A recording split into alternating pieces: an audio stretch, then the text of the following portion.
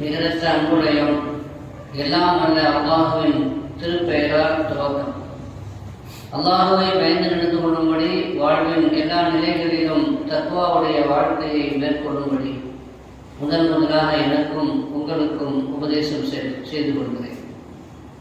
அல்ஹம்துலில்லாஹ், 5 இரவுகளாக நாம் அல்லாஹ்வுடைய கலாமை கேட்கவும் அதனுடைய சில விளக்கத்தை கேட்கவும் அல்லாஹ் நமக்கு தௌஃபீக் செய்தான். அதை உள்வாங்கி அதன் பிரகாரம் நடப்பதற்கும் அல்லாஹ் அருள் புரிவானாக. நேற்றைய தினம் நாம் ஒரு முக்கியமான ஒரு விஷயத்தை சொன்னோம். உங்களுடைய சொத்துக்கள் பாதுகாக்கப்பட வேண்டும் என்றால் அல்லாஹ் சொல்வது 3 விஷயம் உங்களிடத்தில் இருக்க வேண்டும். ஒன்று, தக்வா இருக்க வேண்டும். 2வது, அந்த சொத்துக்களுக்கு உரிய பங்காளிகள் எல்லோருக்கும் அவரவர்களுக்குரிய பங்கை கொடுப்பதோடு பங்கு இல்லாத சொந்தக்காரர்கள், ஏழைகள், எத்தீம்கள் அவர்களுக்கும் கொஞ்சத்தை நீங்கள் வழங்க வேண்டும், தர்மம் செய்ய வேண்டும். 3வது, கூலு கவுலன் சதீதா, நேர்மையான சொல்லை சொல்ல வேண்டும், சரியான சொல்லை சொல்ல வேண்டும் என்று 3 விஷயம். இந்த 3ம் தான் நம்முடைய சொத்தை பாதுகாத்து நம்முடைய சந்ததிக்கும் அது போய் சேர்வதற்கு துணை செய்யக்கூடிய காரணிகள் என்பதை அல்லாஹ் அவனது வேதத்தில் தெளிவுபடுத்தினான். இது இந்த 3வது விஷயம் இருக்கிறது பாருங்க. அதாவது நேரான சொல்லை சொல்ல வேண்டும் என்பது. நாகாக்க என்று சொல்லுவார். நாவை காக்க வேண்டும், பேண வேண்டும். சொல்லக்கூடாத சொல்லை, தேவையில்லாத சொல்லை நாம் சொன்னால் அதனால் ஏற்படுகிற விளைவுகள் சாதாரணமானது அல்ல. ஒரு சொல்லு அது கொல்லவும் செய்யும், வெல்லவும் செய்யும் என்று சொல்லுவார். எனவே நம்முடைய நாவை, அதிலும் குறிப்பாக இந்த நோன்புடைய காலத்தில் ரொம்ப பேணிக்கொள்வது, நோன்பை பாதுகாப்பதற்கும் அது அவசியமாக இருக்கிறது. எந்த அளவிற்கு நாவை பாதுகாக்கவில்லை என்று சொன்னால் அதனால் ஏற்படுகிற பாதிப்புகள் எந்த அளவுக்கு கடுமையானது என்றால், ஒருவர் ஷஹீதாகிவிட்டார். ஷஹீதான அவரை குறித்து ஒரு சஹாபி சோபனம் சொர்க்கம் உரியதாக ஆகிவிட்டது, சொர்க்கத்திற்குரியவராக அவர் ஆகிவிட்டார், சோபனம் என்று வாழ்த்து சொன்னார். இதில் என்ன தவறு இருக்கிறது? ஷஹீதானவருக்கு சொர்க்கம் கிடைக்கத்தானே செய்யும், அதைத்தான் அவர் சொன்னார். ஆனால் ரசூலுல்லாஹி ஸல்லல்லாஹு அலைஹி வஸல்லம் அவரை கடிந்து கொண்டார். உனக்கு தெரியுமா அவர் சொர்க்கத்துக்கு போவார்னு அப்படின்னு கேட்டார். ஷஹீதாக ஆகிவிட்டாலும் கூட சொர்க்கம் செல்வதை விட்டும் தடுக்கக்கூடிய சில காரணிகள் உண்டு. அதில் குறிப்பாக ரசூலுல்லாஹி ஸல்லல்லாஹு அலைஹி வஸல்லம் ஒரு விஷயம் சொன்னாங்க, தேவையில்லாமல் பேசிக்கலாம்னு சொன்னாங்க. அப்போ தேவையில்லாமல் பேசுவது அது ஷஹீதாக இருந்தாலும் கூட சொர்க்கத்திற்கு செல்ல விடாமல் தடுத்து வைத்துவிடும் என்று நாம் பார்க்கும் பொழுது இந்த நாவை ரொம்ப பேணுதலோடு, ரொம்ப எச்சரிக்கை உணர்வோடு அதை கட்டி போடுவது நம்ம மீது கட்டாய கடமையாக இருக்கிறது. யூதர்களை பற்றி அல்லாஹ் குர்ஆனிலே பல்வேறு இடங்களிலே அல்லாஹ் சொல்கிறார். அவர்களுடைய திமிர்த்தனத்தை, அவர்களுடைய துடுக்குத்தனத்தை, மரியாதை இல்லாத வார்த்தைகளை அல்லாஹ் விஷயத்திலையும் பயன்படுத்தினார்கள், நபிமார்கள் விஷயத்திலையும் அவர்கள் பயன்படுத்தினார்கள். அதனால் அவர்களுக்கு சாபக்கேடு ஏற்பட்டது என்று அல்லாஹ் சொல்கிறார். அவர்களுடைய சாபம் இந்த உலகத்திலே அவர்கள் நபிமார்களுடைய வாரிசுகளும் சில பேர் அதில் இருந்தார்கள் என்றாலும் அவர்கள் நாடு இல்லாமல் நாடு நாடாக துரத்தப்பட்டார்கள், விரட்டப்பட்டார்கள் என்று நாம் பார்க்கிறோம். இழிவும் வறுமையும் தரித்திரியமும் அவர்களுக்கு விதிக்கப்பட்டது. பணம் இருக்கும், ஆனால் தரித்திரியம் அவர்களுக்கு போகாது என்று குர்ஆன் ஷரீஃபிலே அல்லாஹ் சொன்னதற்கான பல காரணங்கள். ஒரு காரணம் என்னவென்றால் அவர்கள் நாவை பாதுகாக்கவில்லை. நாவை பாதுகாக்காத காரணத்தை நம்ம அதனுடைய சம்பவத்தை அல்லாஹ் குர்ஆன்ல சொன்ன ஒரு விஷயம் சொன்னோம். என்ன சொன்னோம்? அல்லாஹ் தர்மம் செய்யுங்க என்று சொல்லும் பொழுது அல்லாஹ்வுக்கு அழைய கடன் கேட்பவர்கள் யார் என்று கேட்ட பொழுது அல்லாஹ் ஏழை ஆயிட்டான்னு சொன்னோம். இன்னல்லாஹ் ஃபகீருன் வ நஹ்னு அக்னியா நஅூது பில்லாஹ். அல்லாஹ் ஏழை ஆயிட்டானோ, அதை நம்மள்ட்ட கடன் கேட்கிறானா, அவன் நாம் தான் செல்வந்தர்கள் என் துடுக்குத்தனமாக பேசிட்டேன். அல்லாஹ் கடும் கோபத்தோடு நீ சொன்னதை நான் கேட்டேன், அதை பதிவு செய்து கொள்வேன், விடமாட்டேன் என்று எச்சரிக்கை செய்தான். அதே மாதிரி அது மட்டும் சொல்லல, அவர்கள் என்னைக்குமே பொருளாதாரத்துல ரொம்ப கவனம் செலுத்துவார்கள். யூதர்கள் அன்றும் இன்றும் பணக்காரர்களாகத்தான் பெரும்பாலும் இருப்பார்கள், இருக்க வேண்டும் என்பதிலே பெரும் முயற்சி எடுத்துக் கொள்வார்கள். அந்த முயற்சியினுடைய ஒரு பாகமாக அவர்கள் வியாபாரத்தை நியாயமில்லாமல், அதாவது நீதி உணர்வோடு அதை பார்க்காமல் லாப நோக்கத்தோடு அதை அணுகுவார்கள். குறிப்பாக அவர்களுடைய பெரிய வியாபாரம் வட்டி. எனவே அந்த வட்டியை அதைத்தான் அடிப்படையாக கொண்டு அவருடைய பொருளாதாரத்தை வளர்த்துக் கொள்வார். அப்படிப்பட்ட அந்த யூதர்களுக்கு பெருமானார் ஸல்லல்லாஹு அலைஹி வஸல்லம் காலத்துல நபியை ஏற்றுக்கொள்ளாத காரணத்தினால, நபியின் மீது பொறாமை கொண்ட காரணத்தினால, நபியின் மீது தகாத சொற்களை சொன்ன காரணத்தினால அல்லாஹ் அவர்களுக்கு சாபக்கேடாக அவருடைய பொருளாதாரத்தை நசுக்கி விட்டான், அவருடைய பொருளாதாரத்தை பிடித்து விட்டான்.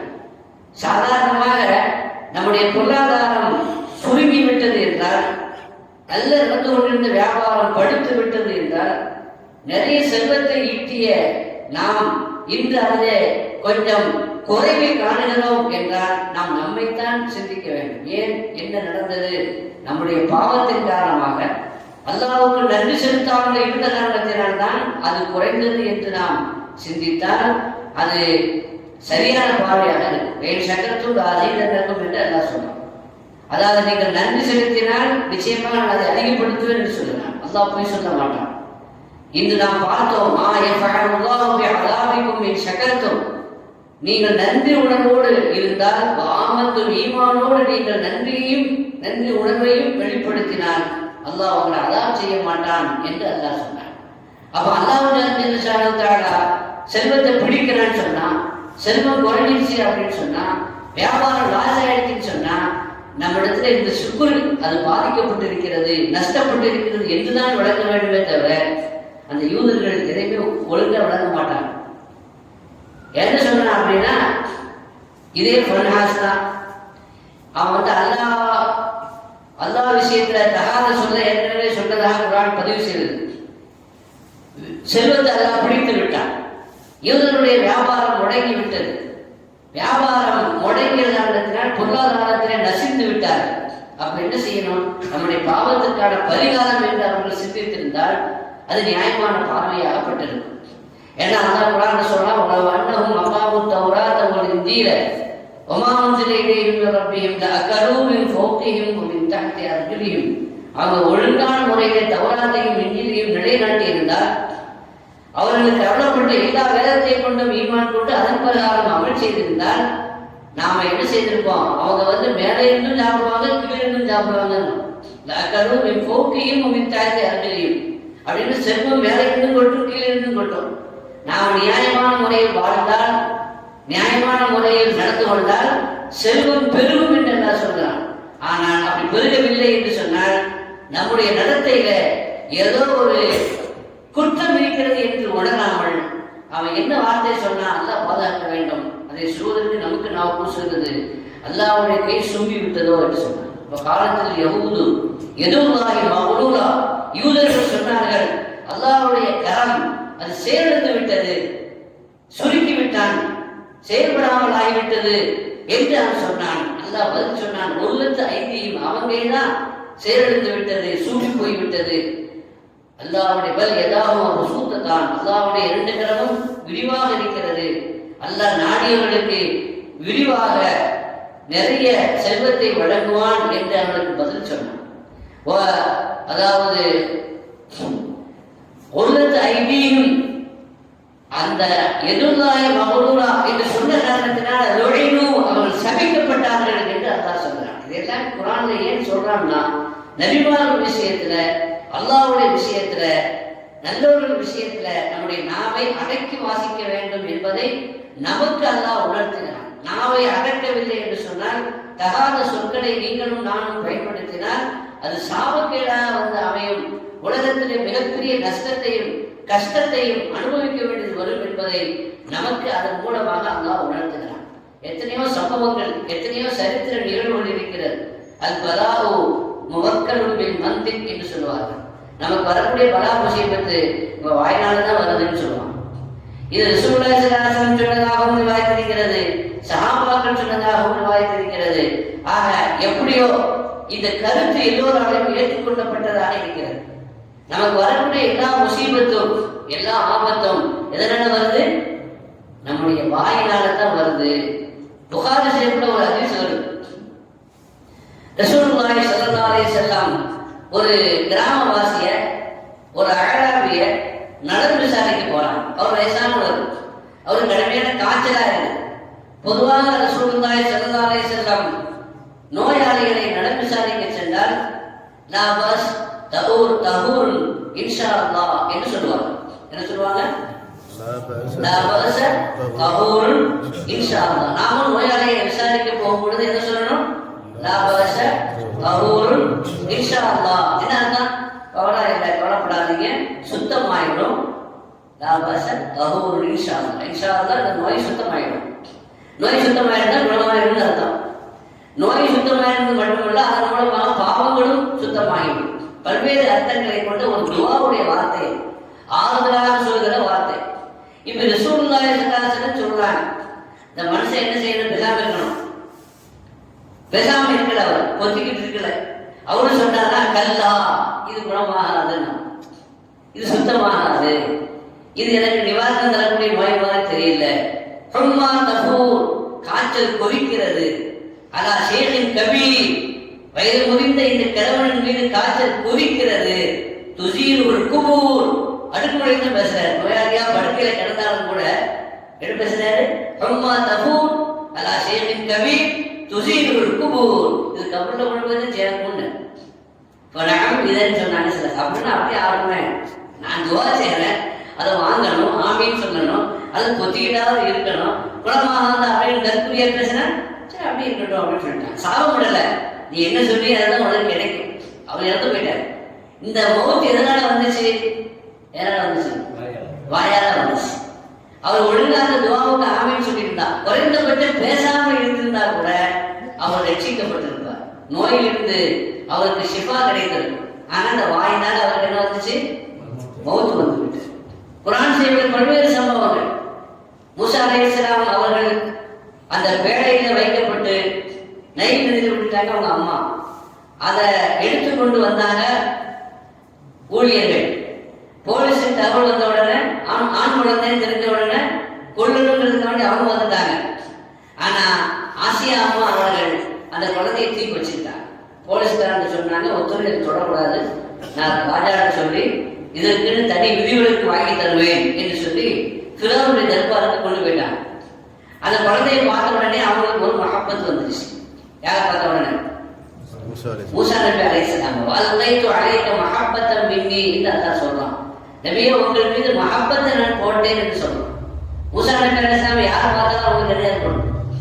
ஒரு மஹப்பத் ஏற்படும்.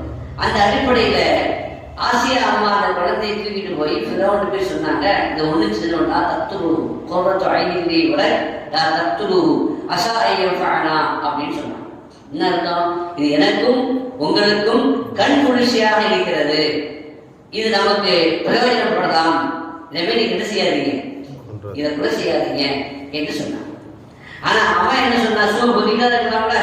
அவன் சொன்னான், குர்ரத்து ஐனி லக்கி லா லீ என்று சொன்னான். உனக்கு வேண்டும் என்றால் இந்த குழந்தை கண் குளிர்ச்சியாக இருக்கலாம், எனக்கு இந்த குழந்தை என்ன இல்லை, கண் குளிர்ச்சி இல்லை என்று சொல்லிவிட்டான். ரசூலுல்லாஹி ஸல்லல்லாஹு அலைஹி வஸல்லம் சொன்னாங்க, என்ன வேலை செய்தான் ஃபிரௌன்? இவன் அந்த அம்மா சொன்ன மாதிரி எனக்கும் கண் குளிர்ச்சி தான் அப்படின்னு சொன்னாலோ, அது கொத்திக்கிட்டு இருந்தாலோ, வாய்மூடி அமைதியாக இருந்தாலோ, அந்த குழந்தை எப்படி ஆசியா அம்மாவுக்கு ஹிதாயத்துக்கு காரணமாக அமைந்ததோ அதே மாதிரி ஃபிரௌனுடைய ஹிதாயத்திற்கும் அது காரணமாக அமைந்தது. இவங்க ஃபிரௌனுடைய ஹிதாயத்தை நஷ்டப்பட்டதற்கு என்ன காரணம்? எனக்கு கண் குளிர்ச்சி இல்லை என்று வாய் விட்டதுனால, தகாத சொன்னதுனால. அசாயம் சொல்றாங்க அந்த அம்மா, இந்த குழந்தை நமக்கு பிரயோஜனமாக இருக்குன்னு சொன்னாங்க. அல்லாஹ் பிரயோஜனத்தை கொடுத்தா அந்த அம்மாவுக்கு ஹிதாயத்து கிடைத்தது மட்டுமல்ல, இஸ்லாத்தை ஏற்றுக்கொண்டார்கள், சொர்க்கத்தை அல்லாஹ் ரசீபாக்கினான். இவனும் அதை ஆமோதித்திருந்தால், வாயை கொத்தி கொண்டு இருந்திருந்தால், நிச்சயமாக அவனுக்கும் அது ஹிதாயத்திற்கு காரணமாக மட்டுமல்ல, அவனுடைய சொர்க்கத்திற்கும் அது காரணமாக அமைந்திருக்கும். ஆனால் அந்த நஷ்டப்பட்டதற்கு என்ன காரணம்? வாய்தான் காரணம். எனவே அந்த பராவு முவக்கலும் பில் மந்திக்கு. இப்படி எத்தனையோ செய்திகளை நாம் பார்க்கிறோம்.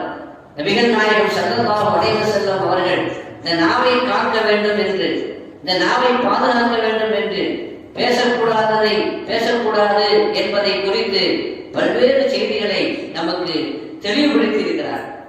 பல்வேறு கஷ்டங்களும் நஷ்டங்களும் வந்தது இந்த நாவினால்தான் என்று வரலாறுகளிலே நாம் பல்வேறு செய்திகளில் சம்பவங்களில் நாம் அதை பார்க்கிறோம். யூசுப் அலைஹிஸ்ஸலாம் அந்த அம்மா தவறான செயலுக்கு அழைத்தார்கள். அசீஸ் ராஜாவுடைய மனைவி தவறான செயலுக்கு அழைத்தார்கள். அப்படி அழைக்கிற பொழுது அவங்க அல்லாஹ்வுடைய பயத்தினால் குந்தப்பட்டு நான் இது தவறு செய்ய மாட்டேன் என்று விலகி விட்டார், ஓடி வந்து விட்டார். அந்த அம்மா மிரட்டினாங்க, நீ கட்டுப்படவில்லை என்றால், எனக்கு இணங்கவில்லை என்றால் நான் அவனை என்ன செய்வேன், ஜெயிக்க போட்டுருவேன்னு சொன்னாங்க. அப்ப யூசுப் அலைஹிஸ்ஸலாம் சொன்னாங்க, பாவத்தை விட்டு வெறுப்பின் காரணமாக, எங்கே நம்முடைய பாவத்தில் நாம விழுந்து விடுவோமோ என்ற அச்சத்தின் காரணமாக பாவத்தை விட்டு அல்லாஹ் நம்மை தடுக்க வேண்டும் என்பதற்காக சொன்னாங்க. ரப்பி ஸித்னு அஹப்பு இலையன்னு சொன்னாங்க.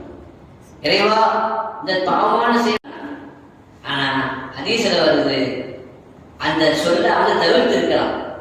என்ன சொல்லியிருக்கணும், யா அல்லாஹ் இந்த பாவத்தை விட்டு என்னை பாதுகாப்பாயாகன்னு சொன்னா ஜெயிலுக்கு போகாமலேயே அந்த பாவத்தையும் செய்யாமல் தடுத்திருப்பான்.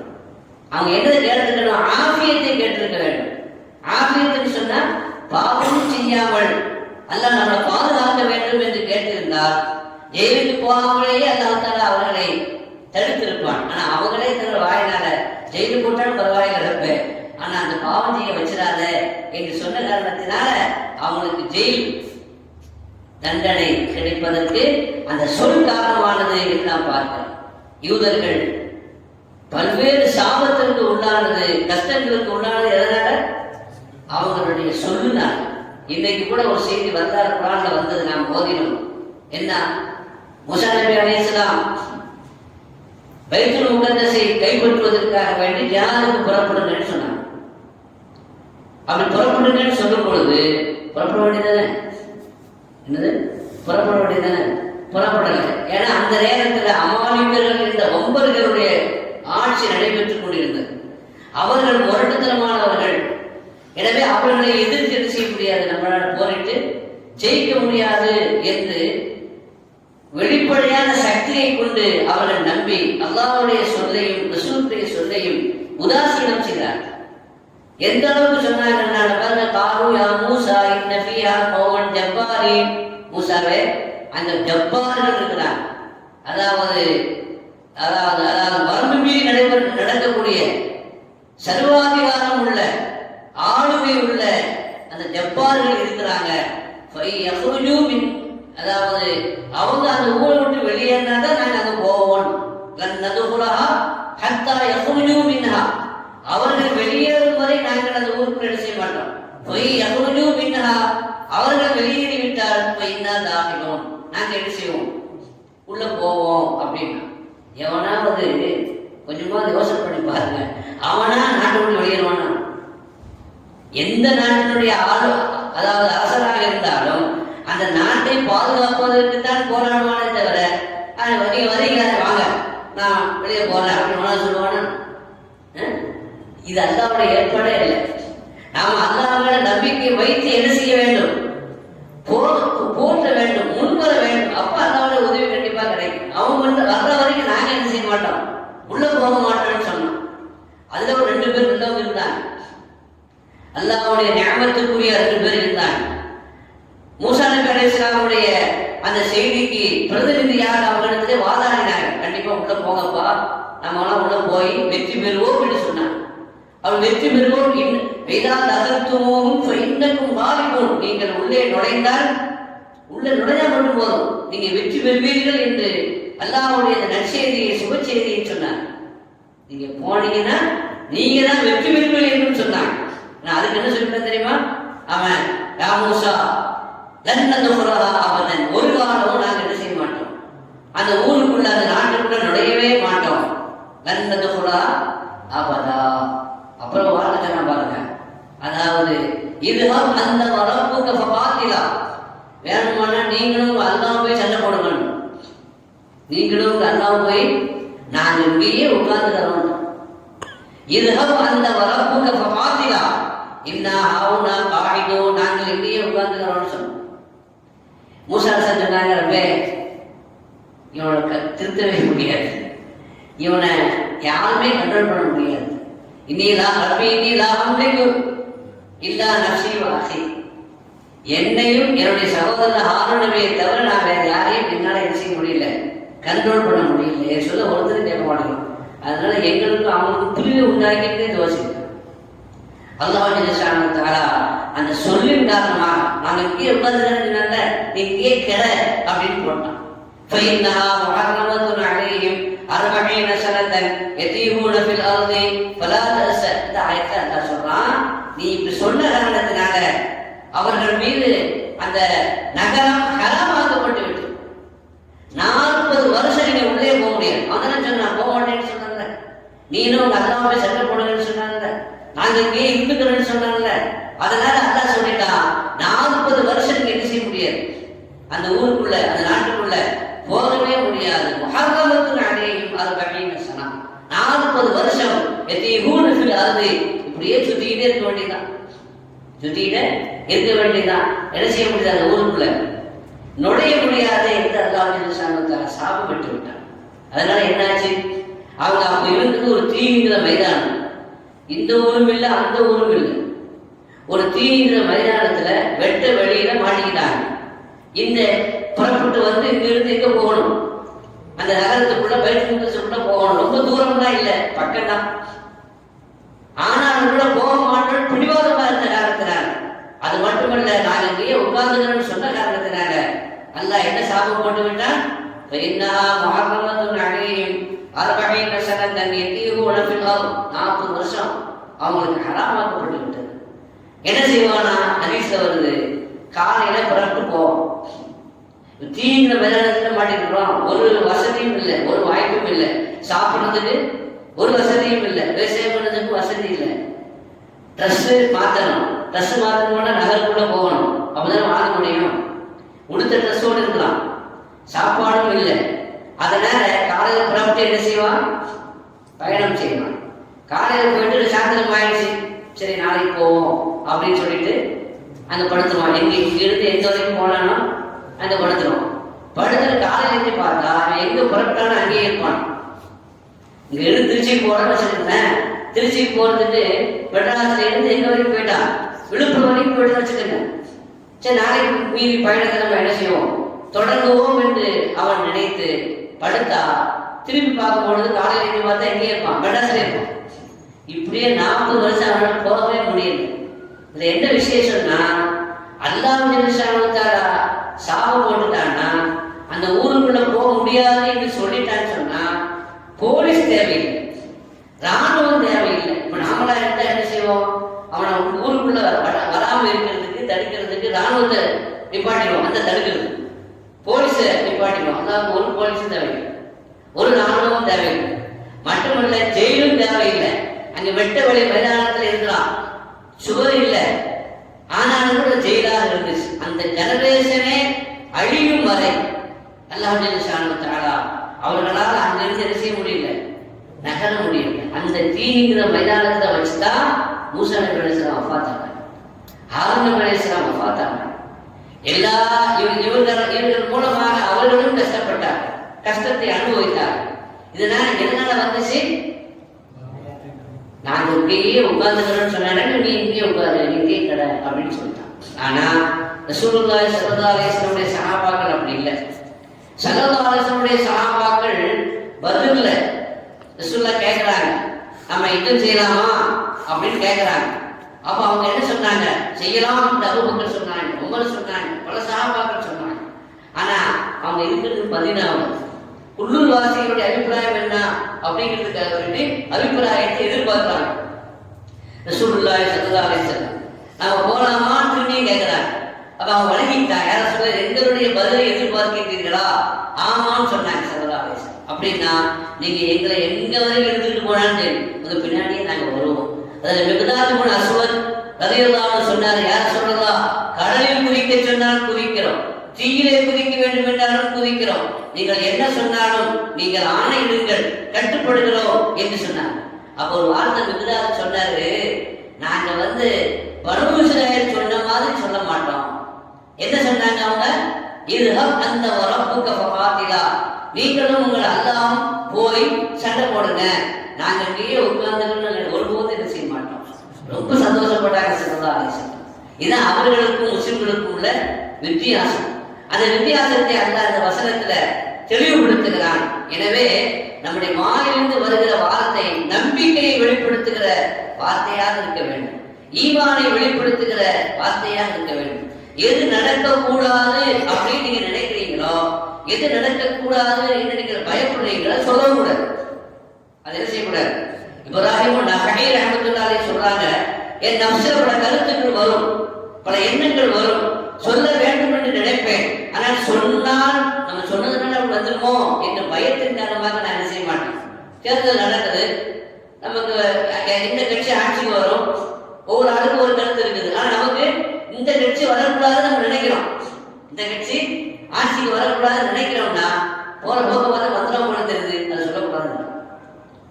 அது நீங்க சொல்ற அவன் வாயாலேயே அவன் வந்துருவான் அப்படின்னு எதுக்கு சொல்ற? எது நடக்கக்கூடாதோ அதை நம்ம என்ன செய்யக்கூடாது, சொல்லவே கூடாது. அதை நாம அந்த வார்த்தையை சொல்லாம நம்மை பாதுகாத்துக் கொள்ள வேண்டும் என்று யாக்கூப் அலைஹிஸ்ஸலாம் யூசுப் அலைஹிஸ்ஸலாமுடைய வரலாறு குர்ஆன்ல வருது, சூரத்தை யூசுப்ல. அப்போ அவங்க சொல்றாங்க, யூசுஃபை எங்களோட விளையாட அனுப்பி வைங்கன்னு கேட்கலாம் சகோதரர்கள் எல்லாம் சேர்ந்து. ஆனா அவங்களுடைய நோக்கம் யூசுஃபை விளையாட கொண்டு போனது நோக்கம் இல்லை, கதையை முடிக்கணுங்கிற நோக்கம். ஆனாலும் கூட பாப்பாட்ட ரொம்ப ஹிக்மத்தா, ஏன் யூசுஃபை மட்டும் எங்களோட அனுப்ப மாட்டேங்கிறீங்க, அவரும் உள்ள தானே, நாங்க விளையாட போகும்போது அவரையும் விளையாட அனுப்புங்க, நாங்க பத்திரமா பாதுகாத்துக்குவோம் அப்படின்னு என்ன செய்யறாங்க, வாக்குறுதி கொடுத்து கூட்டு போனோம். அப்படி கூட்டு போறதுக்கு அனுமதி கேட்டாங்க. அவர் யாக்கூப் அலைஹிஸ்ஸலாம் என்ன சொன்னார் அப்படின்னா, நீங்க கூட்டு போனா இன்னி ஐயக்குன்னு சொன்னார். நீங்க கூட்டு போனா நீங்க கவனமா வாழ்ந்து பாப்பிடும், கவனக்குறைவா இருக்கும் பொழுது ஓனாய் அவரை கழித்து விடுமோ என்று நான் பயப்படுகிறேன் அப்படின்னு சொன்னார். இது அவர் பயப்படுறது சொல்லக்கூடாது, இது அவனுக்கு ஒரு யோசனை சொல்லி கொடுத்த மாதிரி ஆயிடுச்சு. என்ன யோசனை சொல்லி கொடுத்த மாதிரி ஆயிடுச்சு, கிணத்துக்கு போட்டுடு, நீங்க சொன்ன மாதிரி நடந்து போச்சு வாப்பா, ஓனாய் நாங்க அங்க விளையாடத்துல கவனமா இருந்தோமா, அந்த நேரம் பார்த்து ஓனாய் கடிச்சிருச்சு தின்னுடுச்சு அப்படின்னு சொல்லி அதுக்கு ஒரு பொய் சாட்சியாக சட்டையை ரத்தத்துல முக்கி அதை எடுத்து வந்தாங்க. யாக்கூப் அலைஹிஸ்ஸலாம் சொன்னாங்க, அந்த ஓனாய் புத்திசாலியான ஓனாய் கொடுத்திருந்து என்னன்னா சட்டையை பிரிக்காமையே அவன் பையன் இருந்திருக்கு. அதாவது கிரிமினல் குற்றம் செய்யறவன் ஏதாவது ஒரு தடயத்தை விட்டுட்டு போவோம் அப்படின்னு சொல்லுவாங்க. அது மாதிரி சட்டையை கிழிச்சுட்டு ரத்தத்தை முத்தணும், அப்படி இல்லாம அப்படியே ஃப்ரெஷ்ஷா எடுத்துக்கலாம், சட்டையை ரத்தத்தை முக்கி கொண்டு போனோட கண்டுபிடிச்சிட்டேன். ஆனா இது என்ன எழுதுறாங்க அப்படின்னா, எது நடக்கக்கூடாதோ அதை அவன் என்ன செய்யவும் கூடாது, சொல்லவும் கூடாது. அவனுக்கு ஒரு யோசனை சொன்ன மாதிரி எனக்கு நான் சின்ன பிள்ளையா கூட எனக்கு ஒரு அனுபவம் இருந்துச்சு. அதாவது எங்க அம்மா அந்த ஓமத்திராவும் இருக்குல்ல மருந்து, அதை வாங்கிட்டு வான்னு சொல்லி என்ன அனுப்புறேன். அப்ப சின்ன பிள்ளைங்க வேலை செய்யணும் கொஞ்சம் கஷ்டமா தான் இருக்கும், 2 அடி போட்டு போய் வாங்கிட்டு வா அப்படின்னு சொன்னாங்க. சரி இன்னும் போனேன். எனக்கு ஓமத்திராவனா என்னன்னு எனக்கு என்ன செய்யாது தெரியாது. கடையில போய் ஓமத்திராவும் கேட்காம அவன் கொடுப்பான் அப்படின்னு சொல்லிட்டு ஒரு சின்ன வாழை கொடுத்தாங்கன்னு நினைக்கிறேன். அதை கொண்டு போனேன். போகும் பொழுது என்ன சொன்னாங்க, நீ ஆடிக்கொண்டே போகிறாய், அதை கொட்டிட்டு வந்துடக்கூடாதுன்னு. எனக்கு அந்த ஐடியாவே இல்லை, அதை கொட்டிட்டு வரணுங்கிற ஐடியாவும் இல்லை, சிந்தனையும் இல்லை. அப்படி சொன்னாங்க. சொன்ன பிறகு கூட எனக்கு கொட்டணுங்கிற ஐடியாவே இல்லை. ஏன்னா போகும்பொழுது அடி விழுந்துருக்கு, இப்போ அதை கொட்டா இன்னும் கொஞ்சம் அடி விழுந்து தெரியல. அதனால நான் ரொம்ப உஷாரா தான் என்ன செய்ய போறேன். அங்கே போய் பார்த்தா ஓமத்துல வாங்கிட்டு வந்தா தண்ணி மாதிரி இருக்கு. ஒரு மருந்துன்னு சொன்னாங்க, தண்ணி மாதிரி இருக்குது என்ன அப்படின்னு சொல்லிட்டு தண்ணி மாதிரி இல்லைன்னு நானே கொட்டுறேன். நான் கொட்டணுங்கிற நியத்தே எனக்கு இல்லையா கொடிக்கும். உமா சொன்ன மாதிரி அடி வாங்குறது வேறு விஷயம். அப்ப எதை செய்யக்கூடாதோ அதை என்ன செய்யக்கூடாது, சொல்லுக்கு ரொம்ப அசல் குணம் இருக்கிறது. நாம எதை சொல்லுகிறோமோ அதற்கு நிறைய பவர் இருக்கிறது, நிறைய சக்தி இருக்கிறது. எனவே நல்ல சொற்களை சொல்ல வேண்டும், நடக்க வேண்டிய காரியத்தை தான் நாம் சொல்ல வேண்டும். நடக்கக்கூடாத காரியத்தை அது நடக்கும் என்று எதிர்பார்ப்பு இருந்தாலும் நம்முடைய வாயினால நம்ம சொல்லி நம்ம அந்த ஆபத்தை விட கொடுத்து என்ன செய்யக்கூடாது, வாங்கக்கூடாது என்பதுதான் இன்றைய இந்த வசனங்கள்ல யூதர்களுடைய வரலாற்றிலிருந்து நாம் பெறக்கூடிய படிப்பினையாக இருக்கிறது. அல்லாஹ் ரப்பல் ஆலமீன் நம்முடைய நாவை பாதுகாப்பதற்கு தௌஃபீக் செய்வானாக. பிஹக்கி சய்யிதினா முஹம்மத் வ ஆலி சய்யிதினா முஹம்மத் ஸல்லல்லாஹு அலைஹி வஸல்லம். வ ஆகிரு தஅவானா அனில் ஹம்துலில்லாஹி ரப்பில் ஆலமீன்.